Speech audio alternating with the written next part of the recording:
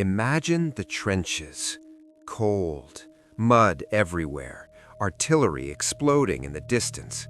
This is the battlefield of World War I. You are a soldier. The enemy begins their attack. You grab the weapon that is supposed to save your life, a light machine gun. You lie down, insert the magazine, pull the trigger, and then the worst thing happens. The gun jams. The enemy is only a few dozen meters away. This is why thousands of soldiers feared the machine gun known as the Chauchat. It became famous not because it was the best weapon, but because many soldiers believed it was one of the worst weapons ever used in war. But to understand why, we need to go back to the beginning of the war. In 1914, when World War I began, European armies faced a serious problem. The war quickly turned into a trench war. Thousands of kilometers of trenches stretched across Europe. Soldiers spent weeks living in mud, waiting for the next attack. The most powerful defensive weapons were heavy machine guns like the Maxim gun. These weapons were incredibly effective, but they had a major problem. They were extremely heavy. Moving them required an entire crew of soldiers. During attacks across no man's land, armies needed something different. They needed a light machine gun that one soldier could carry, a weapon that could move forward with infantry. That's when the French army began developing a new machine gun. In 1915, French engineers received an urgent mission. They had to create a light automatic weapon that would be cheap, lightweight, simple to manufacture, effective on the battlefield. Among the people involved in the project was Colonel Louis Chauchat. His name would later become the name of the weapon. The machine gun was officially called the CSRG 1915, but everyone simply called it the Chauchat. At first glance, the weapon looked modern. It was lighter than most machine guns of the time. It was compact, and it could fire automatically. French commanders believed they had created the perfect weapon for trench warfare, but reality would prove them wrong. If you look closely at the Chauchat, you will notice something unusual. Its magazine had large open cutouts on the sides. Engineers added these openings so soldiers could see how many rounds were left.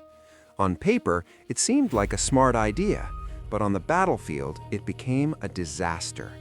Trench warfare was full of mud, sand, dirt, rain, and all of it could enter the weapon through those openings.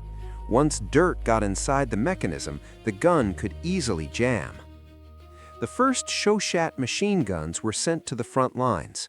French soldiers began using them in combat. At first, everything seemed fine, but soon serious problems appeared. The gun would jam frequently, break unexpectedly, stop firing during combat, and the worst part was when it happened. It often failed during attacks or enemy charges. Soldiers started losing confidence in the weapon, but by then, mass production had already begun. France desperately needed weapons for its army, so production of the Chauchat continued despite the complaints. Factories began producing tens of thousands of machine guns. By the end of the war, around 250,000 units had been made. This made it one of the most widely produced light machine guns of the war. But mass production did not mean reliability. Reliability was not the only issue. Soldiers also complained about weak magazines, awkward handling, fragile parts, difficult maintenance. Sometimes the weapon could jam after only a few shots. Imagine the situation. You are lying in a trench. The enemy is charging. You have seconds to fire. You pull the trigger, and nothing happens. When the United States joined World War I, American troops also received the Chauchat. Many of them were shocked. Some soldiers described it as the worst weapon they had ever used. Reports mentioned constant jamming and mechanical problems. But on the battlefield, soldiers rarely had the luxury of choosing their weapons. They had to fight with whatever they were given. Despite all its problems, the Chauchat continued to be used. The reason was simple. It had one huge advantage. It was cheap to produce. The weapon required fewer resources than many other machine guns, and during a world war, that mattered more than perfection. Sometimes armies had to choose the weapon they could produce quickly, not the one that worked perfectly.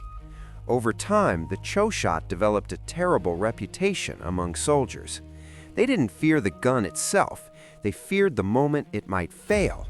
And on the battlefield, a failure like that could cost lives. To understand the fear surrounding the Chauchat, you need to understand the conditions of World War I. The trenches were miserable. Constant rain turned the ground into thick mud. Rats ran through the tunnels. Cold winds blew across the battlefield. Weapons were constantly exposed to dirt and moisture. Even reliable rifles sometimes failed, but the Chauchat was particularly vulnerable to these conditions. A typical attack during the war looked like this. First came the artillery, hundreds of shells exploding across the battlefield. Then, silence, and suddenly soldiers climbed out of their trenches. They ran across no man's land toward enemy positions. This is where machine guns were supposed to stop the attack. The gunner would aim, the assistant would prepare more magazines, and the weapon would open fire. But sometimes the Chauchat did something else.